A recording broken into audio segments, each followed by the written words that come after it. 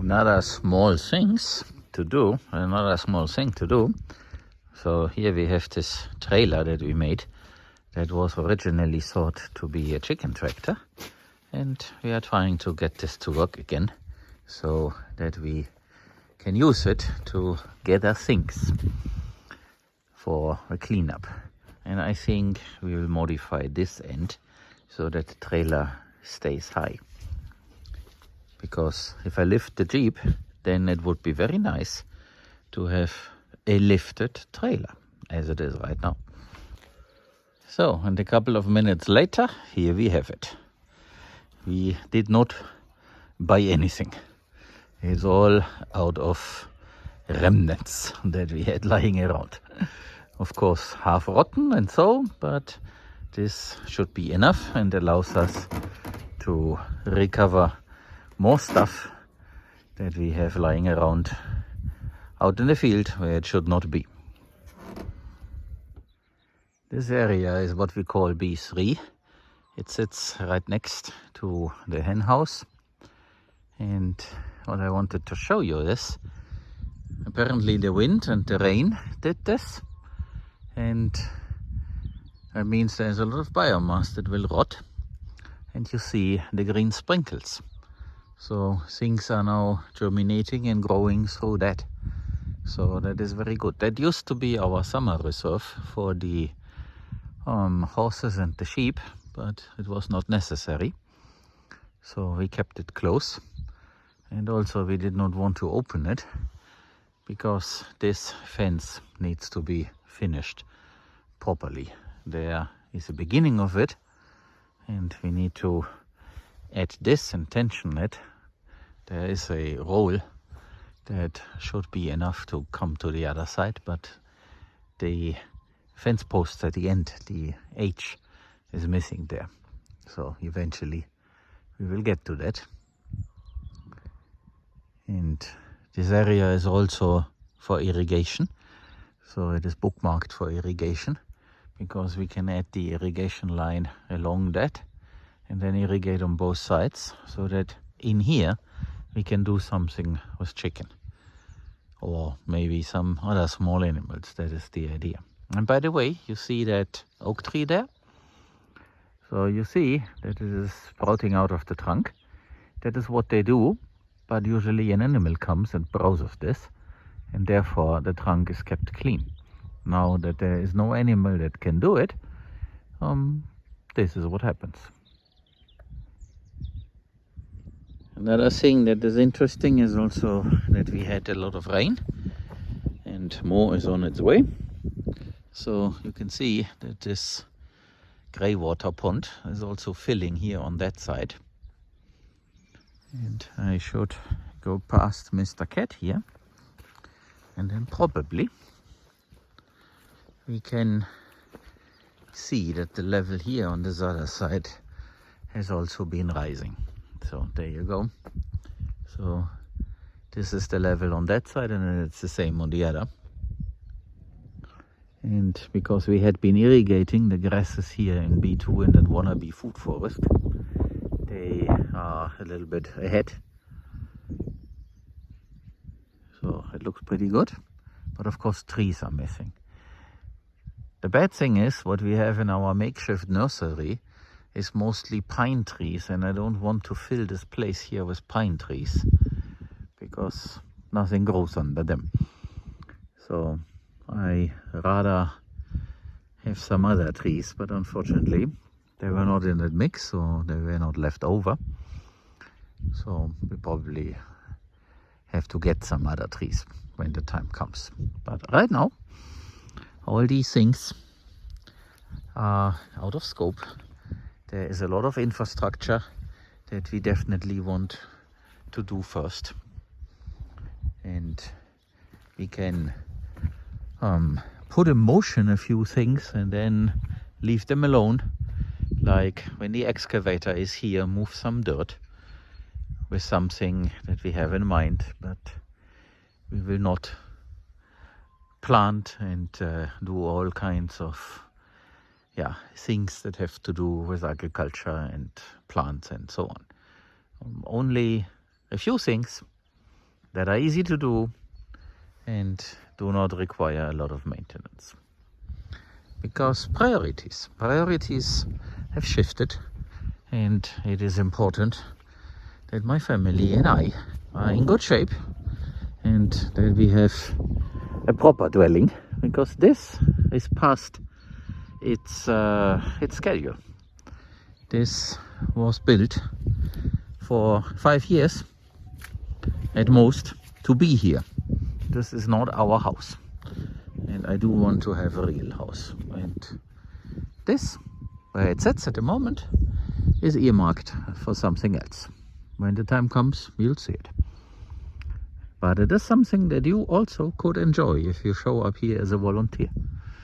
But this will go the moment we have moved to a proper house, which is the structure that starts with a workshop and then extends into a house.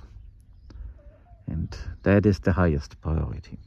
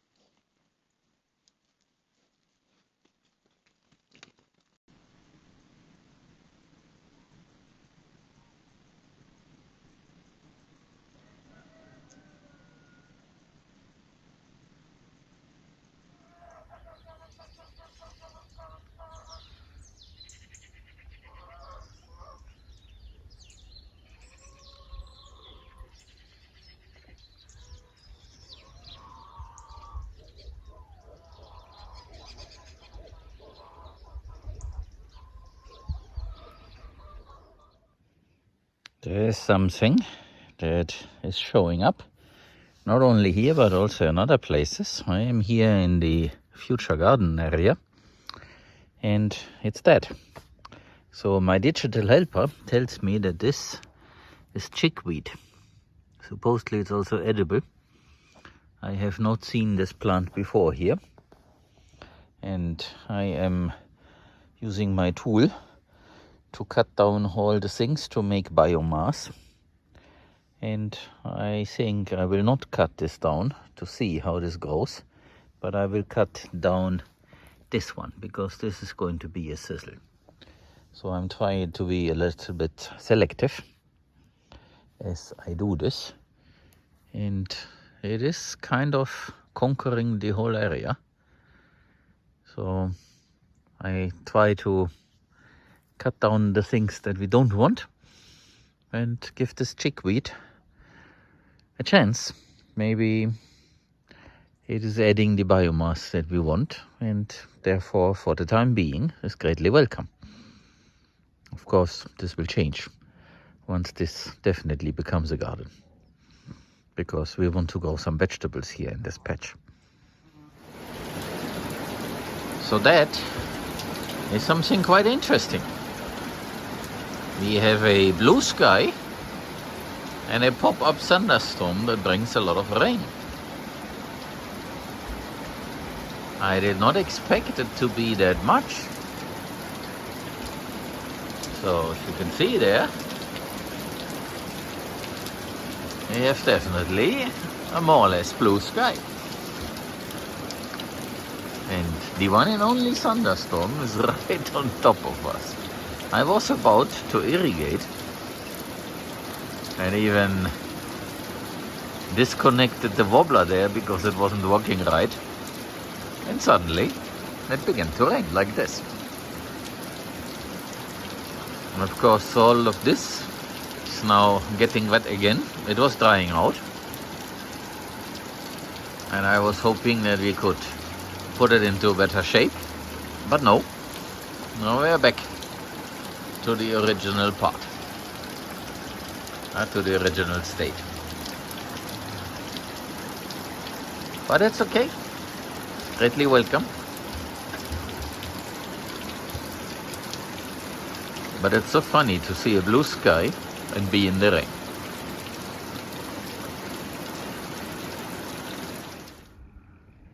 I can't help it, but I need to show you this. These Paulownia trees with those very big leaves that they have now. They are very impressive. The whole site, what you see, it is very impressive. I'm very happy with that. And in this early autumn sunlight, it looks so good. So this is kind of a success.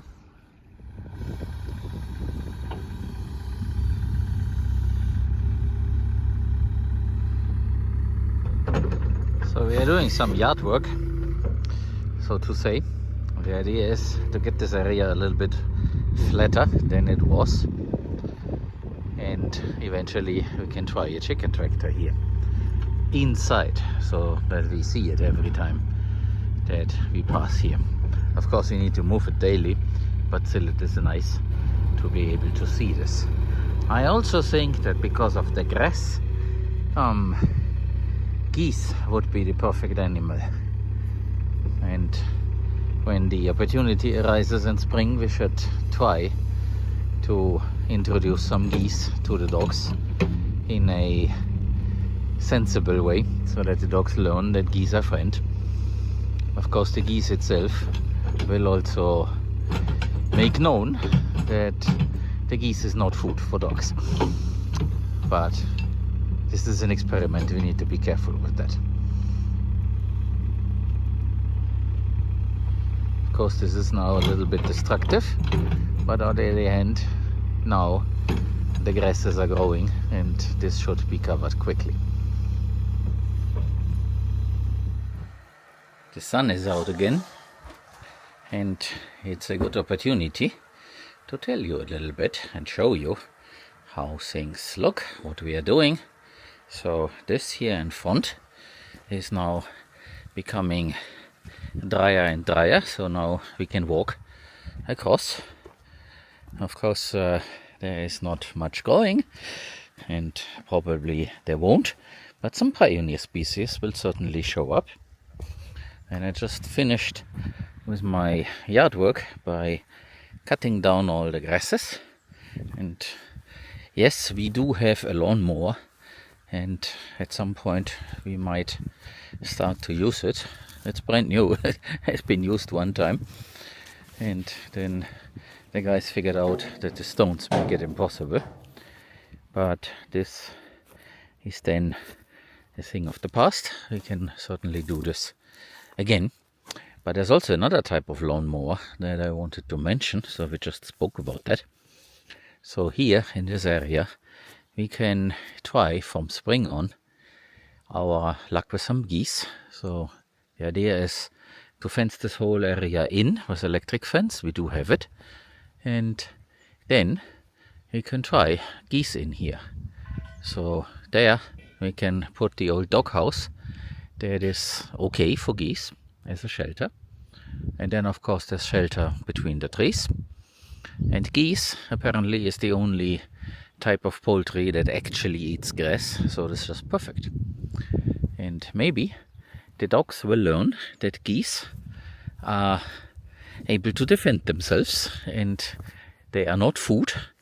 And if that then gets achieved, dogs are now older and less eager to try new things. And if they can get to meet the geese from both sides of the fence, basically, both of them, maybe they get used to their presence and understand that geese belong here. And then we can have the geese roaming the whole farmyard and basically put me out of a job, which is what I want. Because this is something that is not very productive. Of course, it looks nice at the end, and I'm making grass, but I'm not fertilizing, while geese would do that. So therefore, this would be very helpful. We have been using our new trailer also, and are in the process of cleaning up all the mess.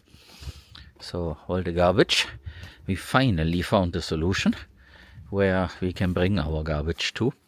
So now all this will get cleaned up, and then eventually we can remove this fire damaged roof and continue with our trenching work, because here in the middle of this a trench needs to go to this other side there, to where the solar panels are, and there will be more in the future, so therefore this is important. We are also planning, but of course there's nothing that I can show, the infrastructure here in the farmyard. Before we open any more trenches, we want to know what exactly goes into. And this is a combination of water, electrical cable and Ethernet for communication, so that we have the farmyard covered with Wi-Fi, so that everywhere you have a good connection. And also there should be enough cameras so that we know what's going on. It's not because we expect something bad, but so that we know what the dogs are doing, what maybe the geese will be doing, and how areas look like, and have a general overview. And it's also interesting. So I guess I shared some videos of wild boars that were around, and also I remember seeing a fox with the night vision, not inside of the farmyard, but there in A11. But these cameras we will remove, because we will now work closer to the farmyard going forward. So this is a little bit of an update here, and I can't stop looking at this. I already showed you a close-up of this. Those leaves are so big. Those are basically the best Paulownia trees that we have had so far. So they are great, and despite the damage that they received in early May when we had frost. I am making grasses. So I took my string trimmer and also the other one that has a knife to this here. There I have to work, but here I already did. So my thought is, as worked out very well in the future dog enclosure, if I cut all the time, then I will get more grasses. That's the same as grazing. Unfortunately, I don't have any grazing animal that would be suitable to let into this area here. We do have the sheep, but they might be afraid, and there is no management at the moment, and they might eat the wrong things. So for the time being, I want to do this under human control. My hope is that in the future we can use geese, because they definitely eat grass and they also fertilize, so they will then substitute myself. And for the time being, I want this to be incorporated into the soil. So this is something that I will cut with the machine that has a knife. It is not so much work. The area is relatively small, and if I do this here and there, then this would not kill me. It kills the battery, and when the battery is empty, then I have done enough. So it's a nice break and gives me an opportunity to get a better feeling for this area here, because this is the area where we also have irrigation already, and I want this area to become an actual food forest. But for that, in the first step, I want this area to be full with healthy grasses instead of thistles and other stuff. These pioneer species, they are helpful, but not when they take over. So therefore, that is something that I'm trying to do this time and this year. And I'm doing it myself, because I can do this at my own pace in the afternoon. And you might wonder, and Angel, what is he doing? Well, we are taking out trash. Lots of. There is not a lot to show, but when the whole place over there, the farmyard, is a lot cleaner, I will show you the result. So we are aggressively removing all kinds of trash and finding hidden treasures in the process.